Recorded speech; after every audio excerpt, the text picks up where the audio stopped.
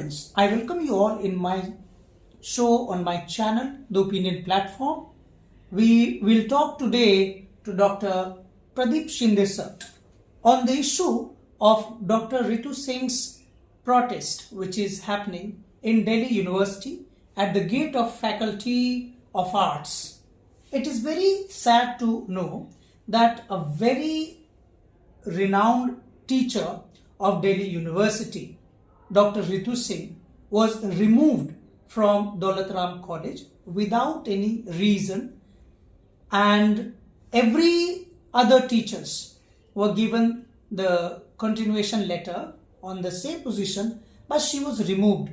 That is why she started to ask questions. She raised her own concern and she simply asked to the principal of that college that on which ground she was removed, whereas the tradition was, and it is also written on the appointment letter of ad hoc teachers, that ad hoc teacher will continue unless the permanent interview happens and somebody else comes on that post. Well, all of us know that Dr. Ritu Singh comes from the SC background, Dalit background. She also comes from the state Haryana, which has a history of struggle and resistance for marginalized sections. Ritu Singh comes from. To speak on this issue, we have Dr. Pradip Shinde, who is an assistant professor in the Center for Informal Sector and Labor Studies, and he basically works on such social issues and also looks all events from the perspective of laborer and everything. Well, we'll talk to Pradip Shinde. How is it happening that Dr. Ritu Singh is forced to launch such a consistent and long struggle and there is all silence? Sir, why do you think there is a silence in the case of Dr. Ritu Singh? Is it because she is Dalit or it is because she is fighting? Well, I think it is both. She is fighting because she is Dalit. I'm not trying to reduce her intellectual credentials to a caste identity, but then what happens here is that if you are very assertive and you also happen to be a Dalit, then you run the risk of inviting the ire of the institution, of the regime and the institution that you work at. So I think that's what is exactly, it seems to me, that has happened with Dr. Ritu Singh. Ritu Singh, while when she was a teacher, when she was teaching in Daulat Ram College, she used to participate in multiple protests and she used to be the most sought after speaker on the stage. Well, is it coincident where other people are appreciated that simultaneously one person is a teacher, another is a speaker, a leader, and trying to educate masses and awaken the people through their knowledge? Why Dr. Ritu Singh, as she claims that Ritu Singh was charged and she was removed on that ground because she was critical to a certain party? So why she was not taken to be popular? She was not trained, she was not in a way, accepted by the same fraternity. Other teachers continued despite having done so many things together, but she was removed. I've seen Dr. Ritu, raising very politically significant issues on women, on Dalits, on Muslims. I had seen her at a few places especially in Jantar Mantar, and she would very vociferously address these issues. It seems to me that could be one of the reasons behind her removal. And you want people, especially to this regime, who are would say what this regime would want them to say. Very blind people. The regime would not want very assertive, those who would ask critical questions with regard to Dalits, women and minorities. So that is perhaps is the reason behind the removal. But what is shocking is that also apparently looks blatantly a case of caste discrimination. Why I'm saying this? Because she was interviewed, and the colleagues who were along with her interviewed have been continued, but she has not been continued. So it seems to me that, and she has also very openly said that it's because of a caste that she has not been continued, which is very alarming. In fact, people who raise, whether Dalits, minorities, or upper caste or lower caste, doesn't matter. People who raise critical questions, who ask political regimes, to accommodate certain views, to address certain issues, if these people are harassed and targeted and removed, then there is very little that we would be able to preserve the critical thought on which the constitution of a country is based. So it is not only about these individuals. Of course, individuals play a very important role, but at the same time, it's also about the institutions that our founding fathers have laboriously built, and it is about these institutions that we have to preserve and safeguard, protect the interest of these institutions. But you are harming these institutions by targeting individuals who are critical, who are raising, who are basically talking to power. That's what is happening, and this doesn't bode well. This sign doesn't bode well, very well for India's democracy, which has been always very vibrant, until very recently. So I think it's not only about the Dalits or Adivasis or minority members should be alarmed, but the entire country should be concerned about about how these individuals are being targeted. So I believe that now is the time for people to talk, to raise critical questions, and raising critical questions is not antithetical to the interest of the well-being of this nation. No, certainly not. On the contrary, if you let people speak and if you listen to them carefully, if you hear them carefully, then I think that will help this country to grow intellectually. In case of Ritu Singh, the principal of that college herself is a woman. So you just said that it doesn't matter whether it's somebody's SC, OBC, and even upper caste for that matter. But Ritu Singh has leveled this charge against her own principal of that college, Dr. Savita Roy, that she discriminated. So would you still stick to your statement that whether it doesn't matter Dalit, OBC, and upper caste woman, because she was on the pedestal from where she can exercise or misuse her power, what Ritu Singh says that she did it. So how do you see that now being a woman only cannot be a guarantee that a woman will serve or do the justice with another woman? Rather, caste plays a role even among women. How do you see this question?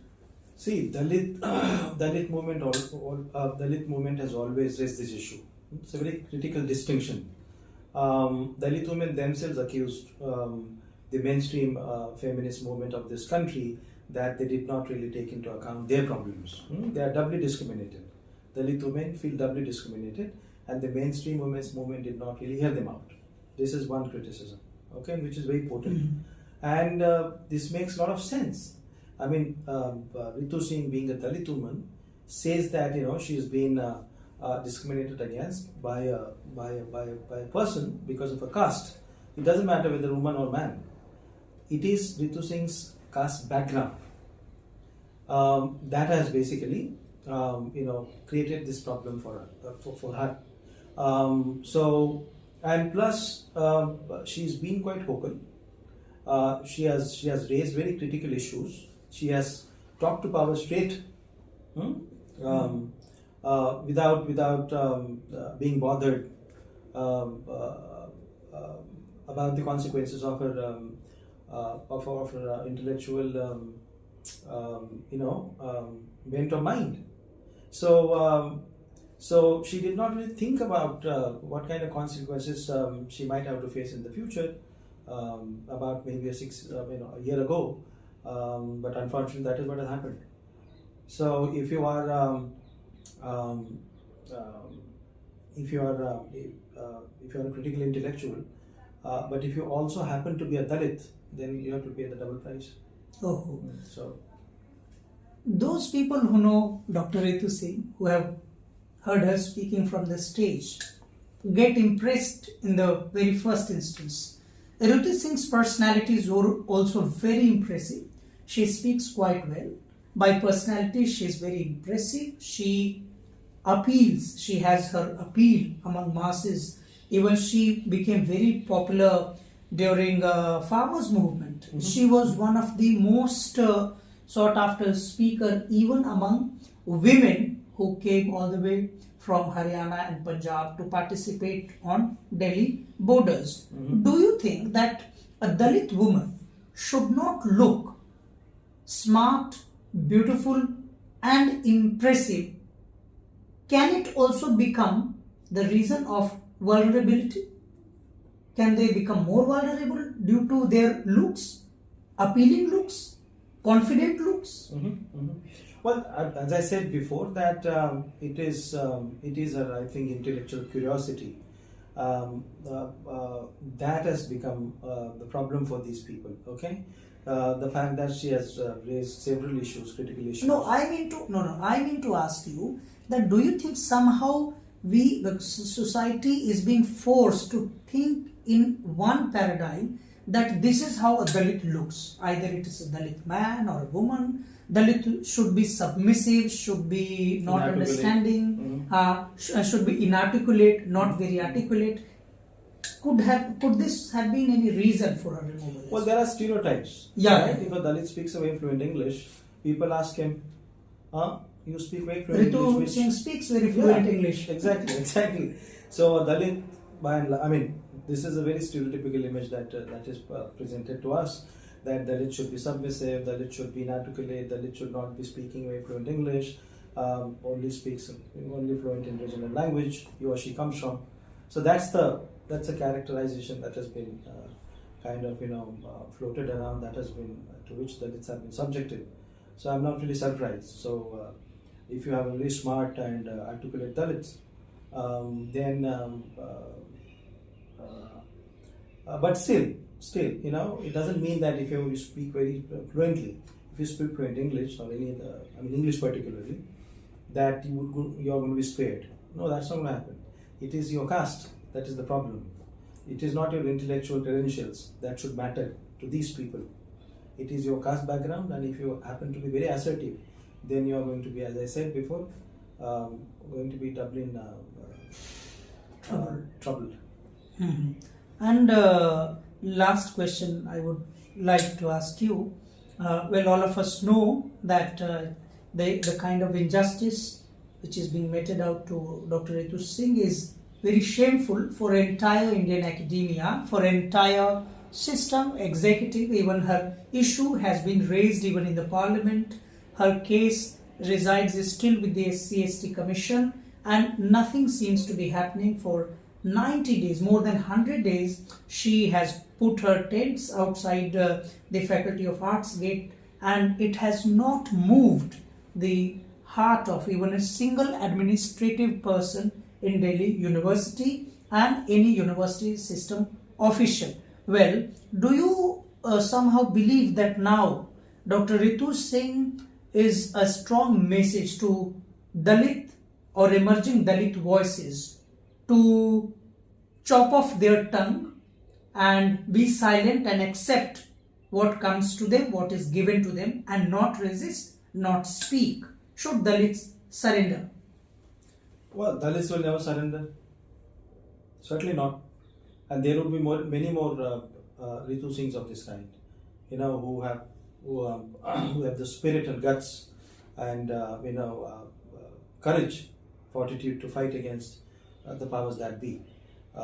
So by silencing one Ritu Singh, if the regime thinks that they will silence everyone, so they are seriously mistaken. These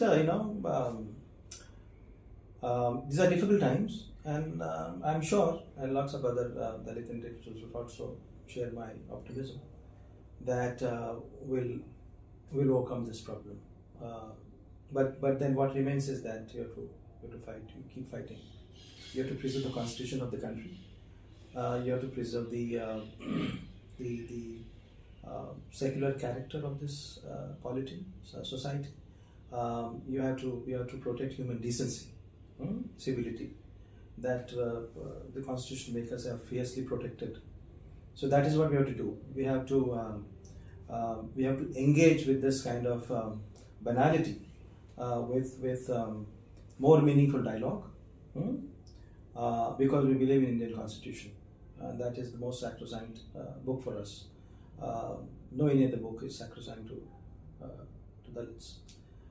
So we believe in the constitutions, and those who are violating repeatedly the principles of this constitution will have to answer. Will have to pay to the constitution itself. They are going to be held accountable, if not today, tomorrow. Certainly. I myself have been denied promotion, but this is not about me. But I'm going to use the constitution to my advantage and ensure that those who have violated the constitution or the principles of Indian constitution will have to answer to the appropriate authorities, to the perhaps courts. That is one of the ways. Politics is another. Surrendering is no. No, certainly not. Absolutely no. You would want Ritu Singh to continue the battle, obviously, no matter how yes, long it goes. Our views, our wishes, will always be with her. So no Dalits should, and Dalits would not surrender. I mean, whatever it is, whatever it would be, they would never surrender. They have never surrendered. So where the question of surrendering now arises? Certainly not. We were talking on the issue of Dr. Ritu Singh's fierce battle, which is being led by her all alone, and she has set a brilliant example that no matter what comes, what challenges are posed, Dalits should not surrender. We all know that during this regime, especially Modi government, there are multiple promises that sabka saath, sabka vishwas. But shamelessly we see that Delhi University has continuously been unleashing injustice upon especially intellectuals, scholars coming from a certain background, marginalized background. Quite recently, Dr. Lakshman Yadav was removed on which ground only those people who removed him from his job would better know. And previous to him, many other scholars coming from the same background, SC, ST, OBC background, they were removed from the job. And Dr. Ritu Singh's example is a shameful example for administration. The Delhi University Vice Chancellor has been consistently speaking in multiple programs that Delhi University is very much keen on addressing issues of marginalized and vulnerables and those who have struggled in their life and could manage to come out to Delhi University and their problems will be solved. But Ritu Singh's 100 days protest, almost 100 days protests, have laid bare the reality of the present regime, Delhi University system, and all systems which are ruling the roost today. I thank on behalf of my channel, Dr. Pradip Shinde sir, who has spared his very precious time to extend his support and to speak in solidarity with the struggling Dr. Ritu Singh. Ritu Singh has clearly said that her fight is not just for a job, but it is fight for the dignity. And as Professor Shinde sir has said, that it is also a fight for human decency